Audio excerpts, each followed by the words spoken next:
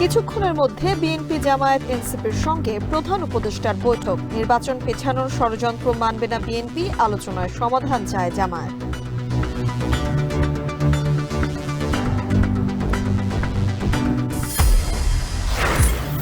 সরকারের কার্যক্রম বাধাগ্রস্ত হলে জনগণকে নিয়ে সিদ্ধান্ত, উপদেষ্টা পরিষদের বিবৃতি।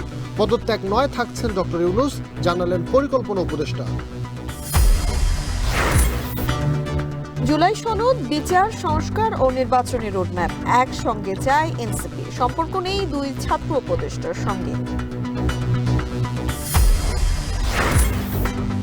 বিদেশে পাচারের অর্থ ফেরানোর প্রথম ধাপ সম্পূর্ণ, দাবি গভর্নরের।